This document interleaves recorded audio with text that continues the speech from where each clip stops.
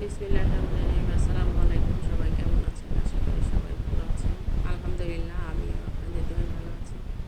তো আজকে রান্না করব সাজনা ডাঁটা, আলু, পেঁয়াজ সব এক জায়গায় করে। তা আমি আলুটা সুন্দর করে কেটে নিয়েছি, ধুয়েও নিয়েছিলাম। দিয়ে পরে এই তো পানি দিয়ে সিদ্ধ করে নিচ্ছি আর কি।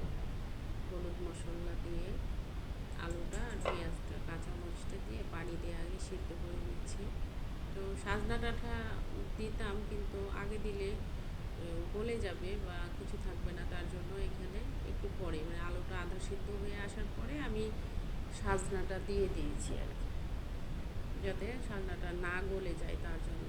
তো এটা ভালো করে আবারও সুন্দর করে নাড়াই নিব বা ফুটবে বা সিদ্ধ হবে, তার জন্য এখানে আমি পানি আগেই তো দিয়েছি, শুধু সাজনাটা দিয়ে দিলাম। এখন সাজনাটা ভালোভাবে সিদ্ধ হলে, সবগুলো একত্রে সিদ্ধ হলে তারপরে এটাকে আমি ঢাকনা দিয়ে ঢেকে দিব।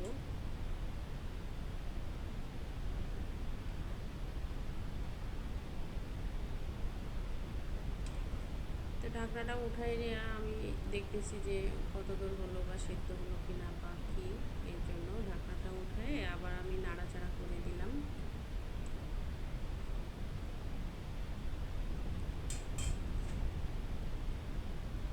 তো আবারও ঢাকনা দিয়ে দিব।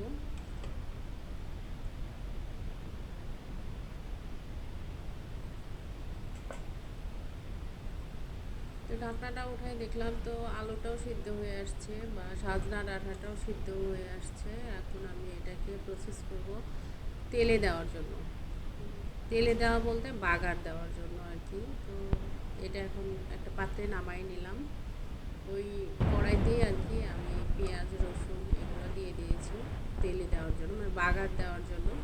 তো এখানে লাল লাল করে পেঁয়াজ রসুনটা ভেজে নিয়েছি, আর ওই যে সাজনা ডাঁটা আলু সবগুলো মিলে আবারও দিয়ে দিলাম বাগারে আর কি। এখন এটাকে ভালো করে আবারও নাড়াই নিব, সুন্দর করে নাড়াই নিয়ে ফুটে আসলেই তারপরে হয়ে যাবে রান্না।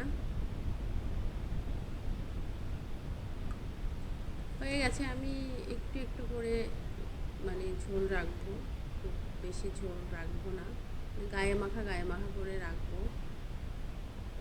এই তো এরকম করেই তো হয়ে গেছে, রান্না শেষ। জাস্ট আপনাদের সাথে একটু শেয়ার করলাম এই আর কি।